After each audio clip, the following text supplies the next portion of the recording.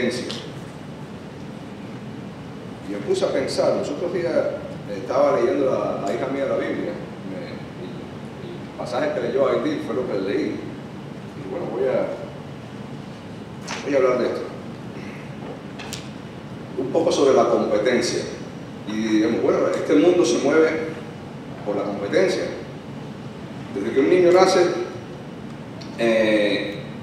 está compitiendo y tiene ese deseo de competir. Los países compiten, los deportistas compiten, los negocios compiten, y la competencia es buena para el desarrollo de las personas, del comercio, de la industria, de la economía, para el desarrollo de las habilidades intelectuales.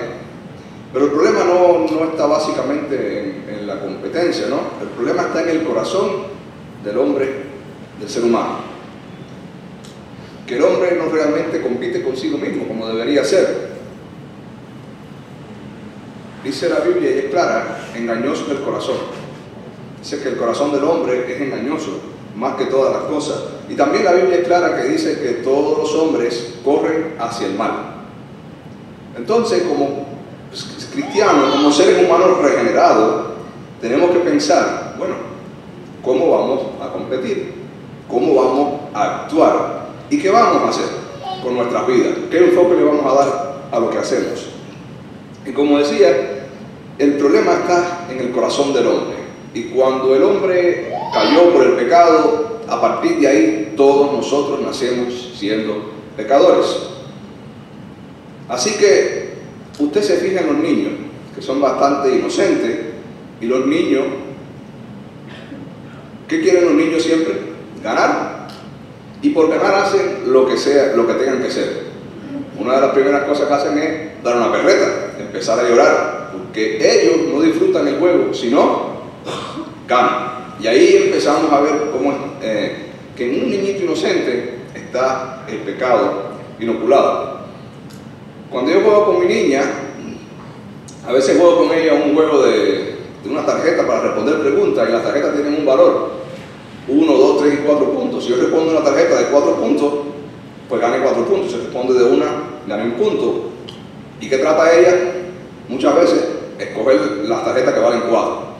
Yo digo, no, pero tú tienes que buscar la que, coge la que te corresponde. No, yo quiero la que tienen 4. Trata de hacer trampa. ¿Y por qué trata de hacer trampa? Porque quiere ganar. Y como quiere ganar, dice, bueno, hay que hacer trampa para ganar. Cuando me pongo a jugar al dominó con mi sobrino Matthew, los que saben del dominó, el sobrino Matthew siempre trata de tener escondido el doble blanco. Yo digo, no, pero no, eso es fraude. Me mira serio, eso es fraude. Tú tienes que regar la ficha boca abajo y al final las que te correspondieron, esas son. Pero ¿por qué hacen eso de niños? Hacemos eso porque queremos ganar. ¿Y por qué queremos ganar? Porque está en el corazón humano ese deseo de ir por encima de los demás. Muchas veces en la vida entonces no competimos por el bien de la humanidad, no competimos por el bien de la ciencia, no competimos por ayudar, competimos por sentir que tenemos el poder sobre las demás personas, sentir que somos mejores. A Satanás le pasó eso. Dios creó a Satanás, un ángel de luz, estaba por encima de todos los ángeles, director del coro del cielo, tenía poder, belleza, gloria. ¿Y qué quiso ser Satanás? Superior a Dios. Por querer ser superior a Dios, fue despedido del cielo. Y todos los ángeles que siguieron a Satanás, los demonios, que hoy en día luchan para que tú y yo no entremos en el reino de los cielos, pero gracias a Cristo podemos entrar. Y por la competencia de que querer ese sentimiento humano, de uno querer sentirse que está por encima del otro, o que uno es mejor que el otro, pasan muchas cosas tristes en la vida. De hecho, la Biblia en el Génesis, ¿cómo comienza? Tenemos entre los primeros hijos de Adán y Eva, está Caín y Abel. Caín se dio cuenta que a Dios le agradó la ofrenda de Abel y no la suya. Y Dios le dijo a Caín, ¿por qué estás enojado? Si tú haces el bien no tienes problema. Aquí está el pecado delante de ti. O lo tomas o lo rechazas. ¿Qué hizo Caín? Yo no puedo admitir tener un hermano que sea más aceptado que yo delante de Dios. Fue y lo mató. ¿Por qué mató a su hermano? Él quería sentir que él estaba por encima. Él no podía soportar la idea de estar por debajo. Él podía haber resuelto ese problema. Simplemente tenía que obedecer a Dios y Dios lo iba a aceptar. Pero eso es un problema con lo que lidiamos todos los seres humanos, desde niños, sin excepción de ninguno. La persona más buena, más honesta, más inocente, hay algo en su corazón que defiende, que guarda y que desea controlar. ¿Por qué se hace fraude? Porque si no se puede ganar a la buena, pues se hace fraude. ¿Y por qué se hace fraude? Porque el deseo de vencer es tan fuerte que hacemos hasta lo que no se debe hacer. Y así son nuestras vidas. Usted va a los centros de trabajo, compañeros de trabajo, hay problemas entre ellos, porque quieren coger una plaza y la plaza es para uno. Entonces se enemistan, se fajan. Estuve viendo una película en estos días de dos amigos que tenían negocio familiar, tenían una pizzería. Un amigo era especialista haciendo la masa, el otro era especialista haciendo la salsa y los sabores. Ellos trabajaron en conjunto en una competencia y la pizza de ellos cogió el primer lugar. Era la mejor pizza. Pero había un problema, había que ponerle un nombre a la pizza. Y hubo una discusión, ¿le ponemos el nombre tuyo o el nombre mío? No, el mío porque yo hago una buena masa, no, el mío porque yo hago una buena salsa. Fue tanta la discusión y el enojo que se hicieron enemigos, tuvieron negocios separados y vivieron una vida de guerra y enemistad por muchos años. Cuando vamos a la Biblia, también hay historias con respecto a esto. Vemos a Lot y Abraham. Los pastores de Lot y los pastores de Abraham se fajaron, tuvieron un pleito, porque la tierra no era suficiente para todo el ganado que ellos dos tenían. Y Abraham le dijo a Lot, mira, no es bueno que nos peleemos, nosotros somos hermanos. Tú eres mi sobrino, yo soy tu tío. Así que toma la tierra que tú quieras, escoge lo que tú quieras. Si tú te vas para la derecha o para la izquierda, si tú vas a la izquierda yo voy a la derecha. Lot aprovechó la ventaja que le dieron y escogió la mejor tierra para él, la más fértil, la más verde, la que tenía más agua. Mi tío me dio a escoger que se vaya él con lo que queda. Lot tenía esa ventaja que se la dieron y dijo, bueno, aquí voy a ganar yo. Pero terminando de tener esa conversación, Dios llama a Abraham y le dice, mira al norte, al sur, al este, al oeste, hasta donde tu vista vea, todo va a ser tuyo y de tu descendencia. El trato de Dios fue con el humilde. A Abraham no le importaba si la tierra era más fértil o no, si había más hierba para las vacas o no.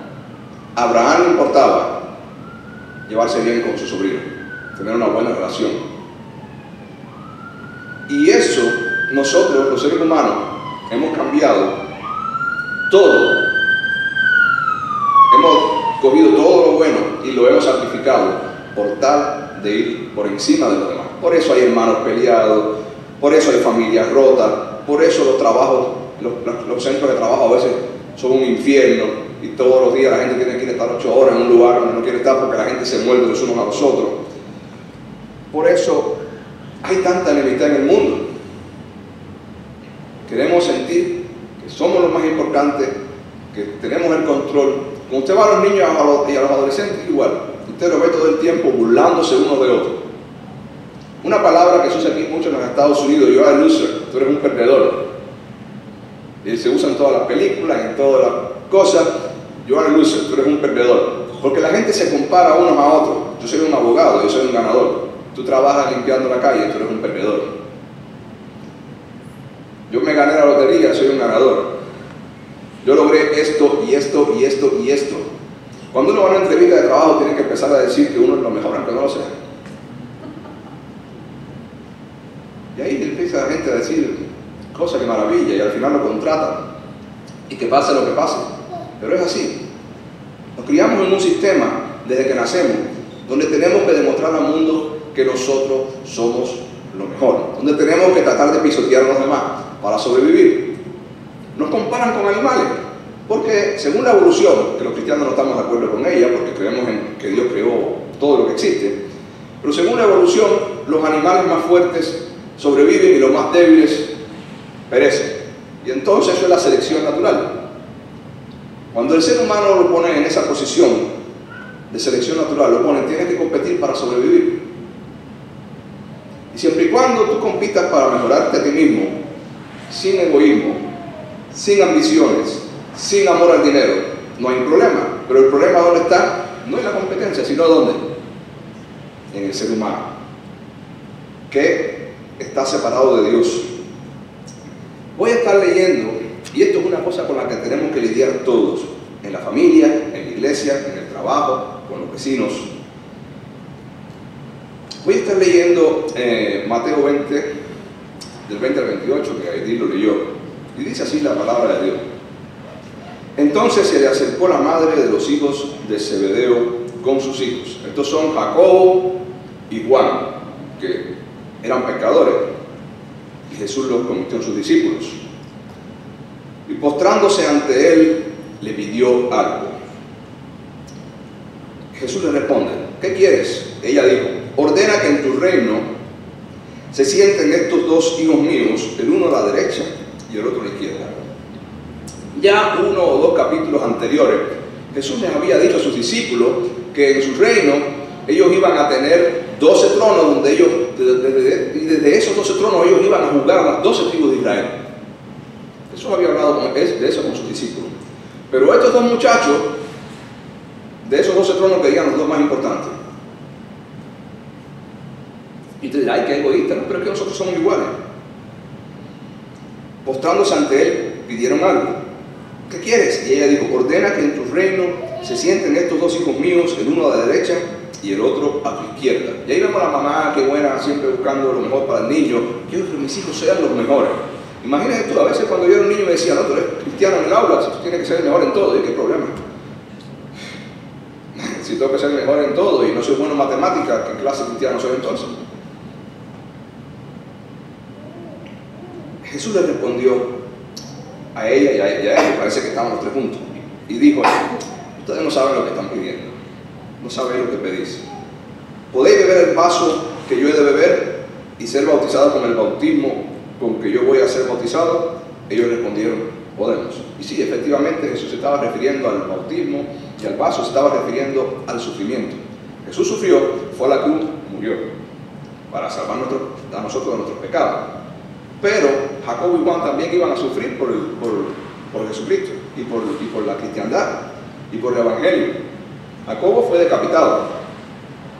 Juan fue torturado y después enviado prisionero a la isla de Patmos. Ya ancianito en la isla de Patmos se describe el libro del Apocalipsis, que todos conocemos, el último libro de la Biblia.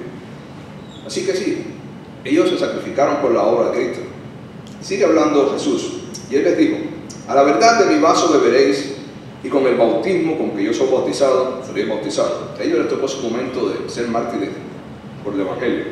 Pero el sentaros a la derecha o a la izquierda no es mío darlo, sino a aquellos para quienes está preparado por mi Padre. Es decir, eso no es un asunto mío, eso Dios Padre va a decidir quién se va a sentar a cada trono. Yo no estoy aquí para eso.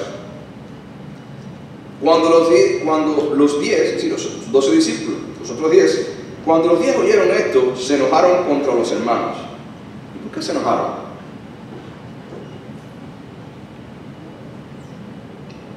Mire, si a mí no me interesa tener el primer lugar, no me molesta que tú quieras tenerlo.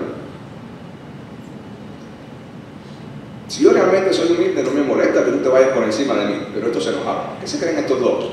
¿Que quieren estar sobre nosotros? En el fondo todos querían el primer lugar. Y si usted revisa, lee los evangelios, esta no es la única vez que los discípulos discutieron quién iba a ser más importante en el reino de los cielos. Varias veces discutieron y varias veces Jesús los regañó. Ustedes no tienen por qué estar discutiendo eso, porque todos estaban discutiendo quién iba a ser el más importante, quién iba a tener el trono más alto. Cuando los 10 oyeron esto, se enojaron contra los hermanos. Entonces Jesús, llamándolos, dijo, sabéis que los gobernadores de las naciones se enseñorean sobre ellas, y los que son grandes ejercen sobre ellas potestad.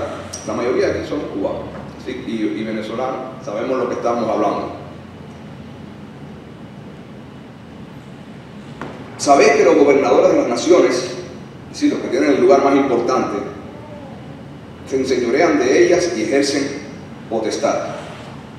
Y eso pasa hasta en los sistemas más democráticos como los Estados Unidos. Mas entre vosotros, Jesús siempre da una enseñanza totalmente diferente a la vida que estamos acostumbrados a vivir. Y por lo tanto es una enseñanza chocante. Mas entre vosotros no será así, sino que el que quiera hacerse grande entre vosotros será vuestro servidor. Para empezar a ser grande hay que empezar a humillarse. Así que olvídense del delirio de grandeza y preocúpense por humillarse y servir a los demás, los unos a los otros. Olvídense, no se preocupen, no se rompan la cabeza ni pierdan el gozo tratando de ser el discípulo más importante. Rómpanse la cabeza tratando de hacerse pequeños, sirviendo a los demás y estimando a los demás como superiores a ti mismo. El que quiera ser el primero entre vosotros será vuestro siervo, como el Hijo del Hombre. Este Hijo del Hombre con mayúsculas se refiere a Jesús, a él mismo. Como el Hijo del Hombre que no vino a ser servido, sino para servir y para dar su vida en rescate por muchos. Y Jesús se estaba poniendo como ejemplo a él mismo. Yo no vine aquí a ganar una competencia. Yo no vine aquí a hacerme famoso. Yo vine aquí a morir por ustedes. Y usted dice, bueno, sí, Jesús murió, pero es que Jesús, siendo Dios, no solamente la muerte, es todo el proceso. Todo el proceso. ¿A Jesús ustedes creen que él era fácil lidiar con la gente? No, eso era molesto para él. Jesús es Dios, Jesús es santo y tuvo que venir a un mundo a lidiar con gente sucia y pecadora. Gente que merecía y merece la muerte y la ira de Dios. Gente que merece la ira de Dios y el castigo del infierno. Y vino a lidiar con nosotros. Así que la muerte en la cruz no fue lo único que sufrió Jesús. Él sufrió mucho más. Dice la Biblia que él no estimó ser Dios como algo a que aferrarse, sino que él se despojó de toda su gloria y vino al mundo en forma de hombre, en forma de ser humano, en forma de bebé. Y ni siquiera vino al mundo en forma de un hombre poderoso, vino al mundo en forma de un hombre humilde. Jesús tuvo, cuando bebé, nació en un pesebre, tuvo que huir porque Herodes quería matarlo. Vivió como un carpintero, pobre. Lidió con todo tipo de personas. Hubo momentos en la Biblia que Jesús dice, generación perversa, ¿hasta cuándo voy a tener que lidiar con ustedes? ¿Hasta cuándo? Voy a repetir el 27 y el 28. El que quiera ser el primero entre vosotros será vuestro siervo. Como el Hijo del Hombre no vino para ser servido, sino para servir y para dar su vida en rescate por muchos. Y es interesante ver que en la Biblia no hay ni un solo episodio donde lo mande usted a competir. En la Biblia lo único que te piden es imita a Cristo, lucha contra el pecado, pero no hay ningún episodio donde usted lo manden a competir con alguien.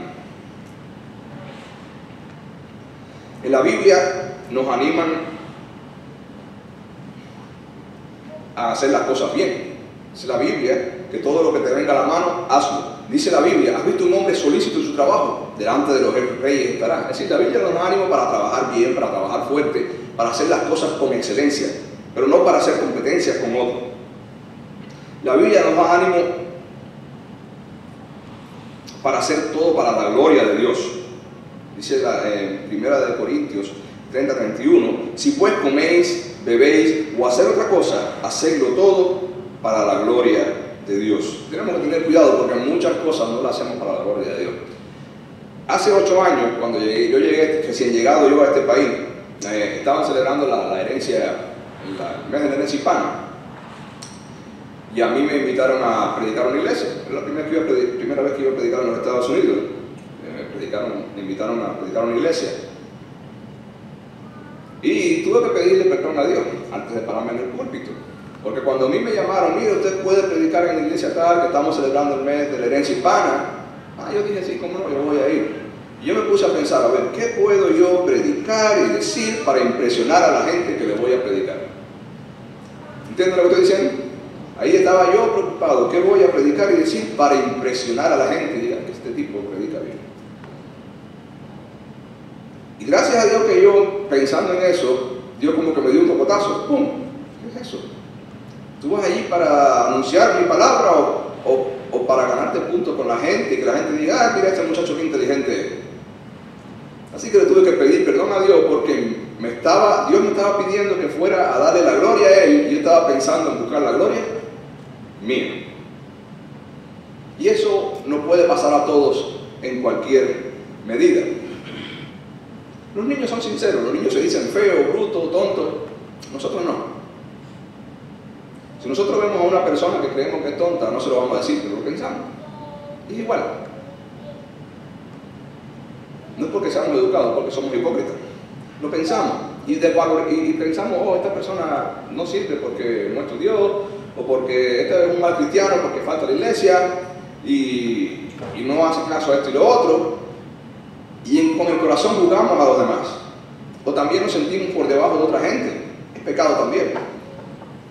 Sentirme por debajo de alguien porque tiene más dinero, o porque tiene más inteligencia, o porque tiene un puesto, o porque ha visitado los lugares que yo no voy a visitar, o porque hace ciertas cosas. Si te sientes por debajo de alguien es porque tú en tu mente la haces. Si yo fuera él, estuviera por encima de otros. Y tenemos que tener cuidado, porque por hacer cosas para nuestra gloria, podemos hacer cosas que dañen a otros. En 1 Corintios 10:23 la Biblia está escrito, todo me es lícito. A mí me es lícito hacer muchas cosas, pero no todo conviene.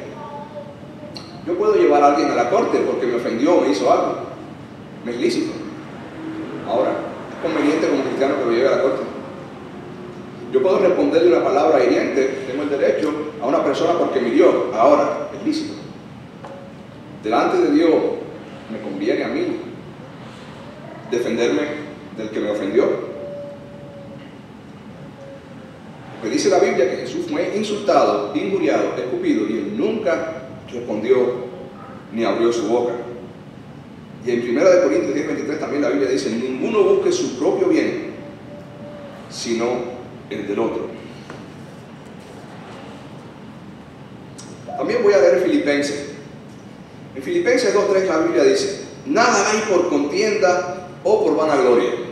El día que a mí me invitaron a predicar, cuando yo colgué el teléfono y pensé, ¿qué voy a predicar? ¿Qué voy a hacer para impresionar a esa gente? ¿Por qué estaba haciendo yo la cosa?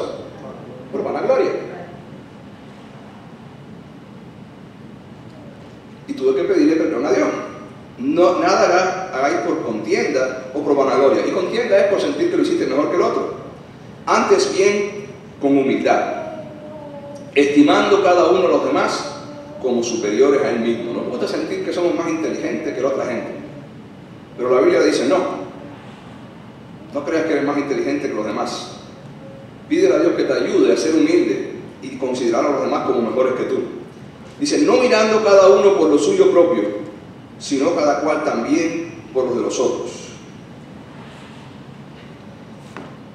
Normalmente nos ponemos contentos cuando nos pasa algo bueno, pero cuando le pasa algo bueno al vecino, sí, está bien. No queremos que le pase nada malo, pero tampoco nos ponemos contentos. Si yo ahora veo a alguien que se gana la lotería, digo, sí, qué feliz, pero yo quisiera también la lotería. Si yo veo a alguien, un compañero de trabajo, que le aumentan el salario, está bien, que bueno, yo no quiero que se lo bajen, pero es que no me siento bien porque a mí no me lo subieron. Y en el corazón, en una mayor o menor medida, siempre hay esa amargura de que otros avanzaron y yo no, porque pensamos que la vida tiene que ver con eso. Una vez un hombre le dijo a Jesús, Jesús, regaña a mi hermano porque no quiere dividir la herencia de papá conmigo. Jesús le dijo, no, yo no estoy aquí para repartir bienes y arreglar estos conflictos. Y date cuenta de una cosa, la vida del hombre no depende de los bienes materiales, no depende de eso. Jesús fue muy claro en esto. Nada hagáis por contienda o por vanagloria, antes bien con humildad, estimando cada uno a los demás como superiores a él mismo, no mirando cada uno por lo suyo propio, sino cada cual también por lo de los otros. Haya pues en vosotros este sentir que hubo también en Cristo Jesús, el cual siendo en forma de Dios, porque Cristo es Dios, no estimó ser igual a Dios como cosa que aferrarse. A nosotros nos encanta aferrarnos a muchas cosas. A los títulos, al dinero, a la posición, a la fama, a las costumbres, a las comodidades. No estimó eso para como algo a que aferrarse, sino que se despojó. Toda su gloria se la quitó. ¿De cuántas cosas nosotros tenemos que despojarnos? Se despojó a sí mismo, tomando forma de siervo. Y Cristo vino para modelar, para que lo imitemos. Y hecho semejante a los hombres. Y estando en la condición de hombre, se humilló a sí mismo, haciéndose obediente hasta la muerte y muerte de cruz. Es decir, que Cristo se humilló a lo máximo que puede humillarse un hombre, sufrir la pena de muerte sin haber hecho nada malo. Y después dice el versículo 9, por lo cual Dios también le exaltó hasta lo sumo y le dio un nombre que es sobre todo nombre, para que en el nombre de Jesús se doble toda rodilla de los que están en los cielos y en la tierra y debajo de la tierra, y toda lengua confiese que Jesucristo es el Señor, para la gloria de Dios Padre. También podemos ver en Juan 13, a partir del versículo 12, cuando Jesús lava los pies de los discípulos.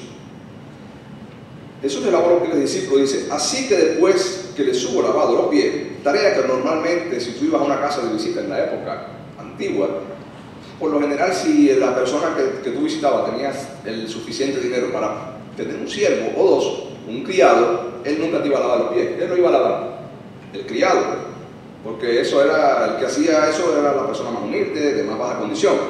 Así que después que les hubo lavado los pies, tomó su manto, pero en este caso Jesús, que Dios lavó los pies de los discípulos, y volvió a la mesa y les dijo, ¿sabéis lo que he hecho? Aquí estaba Jesús en el salón de clase enseñando a sus discípulos.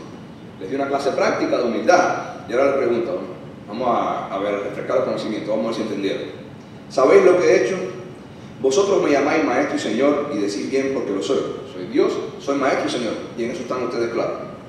Pues si yo, el Señor y el Maestro, he lavado vuestros pies, vosotros también tenéis que lavar los pies los unos a los otros. No se preocupen por quién va a tener el trono más grande, ni quién va a estar al lado o a la izquierda de Dios. Preocúpense por servirse los unos a los otros. Porque ejemplo os he dado, para que como yo he hecho, vosotros también hagáis.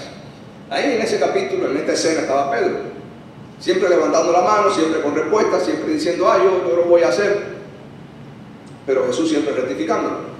Ahí Pedro levantó la mano, no Señor, antes de lavarle los pies, Pedro dijo, tú no me vas a lavar los pies. ¿Por qué Pedro no quería que Jesús le lavara los pies? Porque en la mente de Pedro, en la mente humana, una persona de alta condición no puede humillarse a servir a una persona de baja condición. Eso no está en la mente de Pedro porque era la mente humana. Jesús le dijo, Pedro, lo que yo hago ahora, tú no lo vas a entender después. Y mira, si no te lavo los pies, no vas a tener parte conmigo en el reino. Entonces Pedro dijo, no, lávame completo. No, solamente los pies. Ya todos ustedes están limpios. Pero vemos esta mente de Pedro. Y es la misma mente nuestra. En la cabeza de Pedro no cabía que el superior, que el hombre del poder, sirviera y se humillara delante del hombre pequeño. Pero Jesús le dijo, esto es lo que estoy haciendo, si lo entendieron bien. Y esto preparó a Pedro.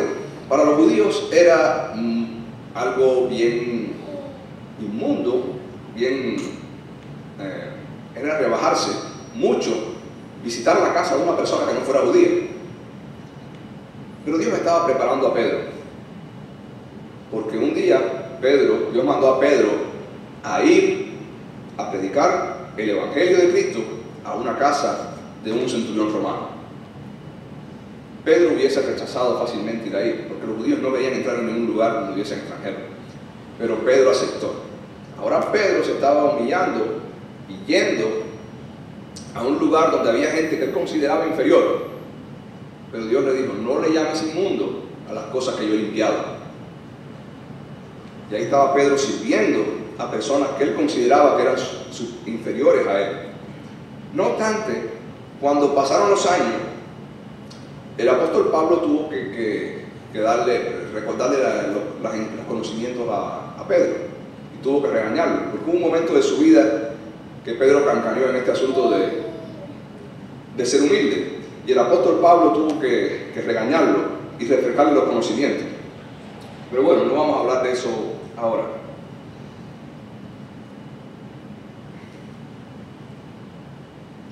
Hay una historia también en la Biblia que habla del fariseo y el cobrador de impuestos. Eso fue un ejemplo que Jesús puso. Tenemos al fariseo que entra al templo, pero el fariseo no entró al templo a humillarse delante de Dios.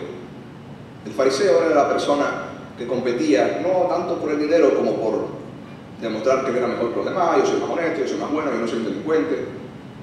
Y al lado del fariseo en el templo había un cobrador de impuestos que cobraba impuestos para el Imperio Romano, por lo cual era considerado por los judíos como lo peor, como un traidor. Y ahí tenemos al fariseo.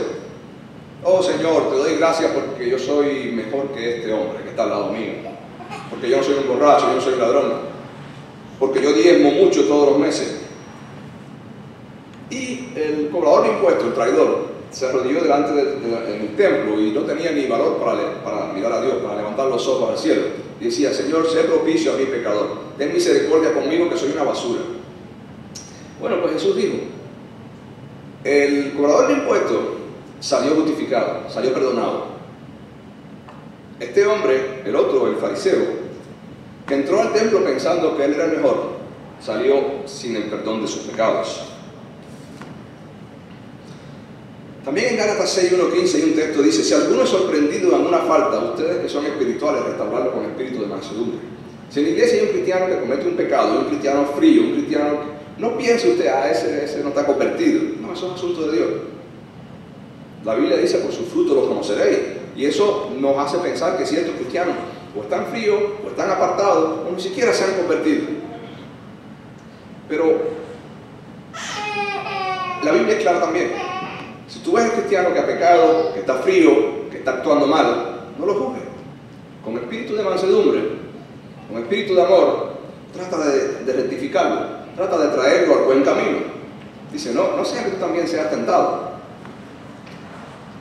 Y tenemos que ser cuidadosos cómo pensar los unos de los otros.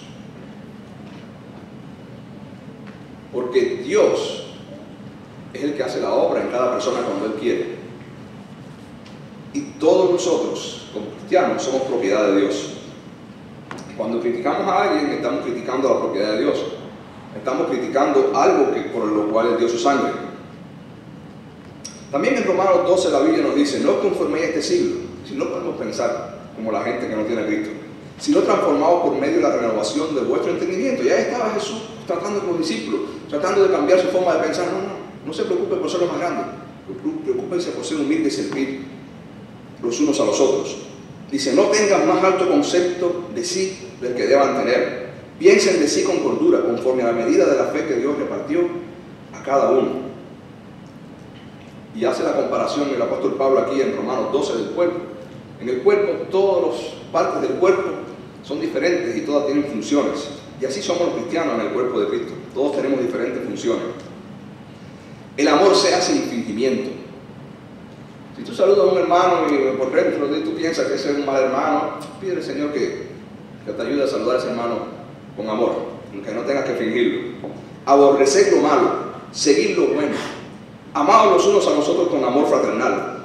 En cuanto a honra, es decir, a honra, en vez de querer recibir honra, dásela a los demás. En cuanto a honra, preferíos los unos a los otros. No te preocupes si la gente te da honra o no, preocúpate tú por honrar a otros. En lo que requiere diligencia, no perezosos, fervientes en espíritu, sirviendo al Señor.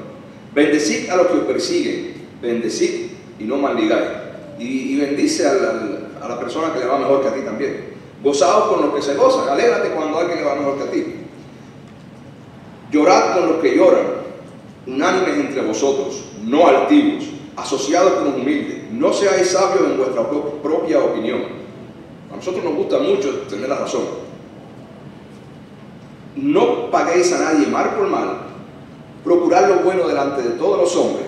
Y mira el versículo 18 de Romanos 12. Si es posible, porque a veces no es posible, porque la otra persona no quiere, pero si es posible, en cuanto dependa de vosotros, estar en paz con todos los hombres. Fíjate que Jesús dice: el que te pida prestado no se lo niegue. Si alguien quiere quitarte la capa, dale también la túnica. confiar cuando alguien quiere irse por encima de nosotros, cuando alguien nos ataca. Tenemos que confiar. Es complicado pensar, bueno, ¿cómo le voy a dar la capa y la túnica si no tiene que quitarme nada? Jesús dice, dáselo. Yo me encargo de él y yo me encargo de ti.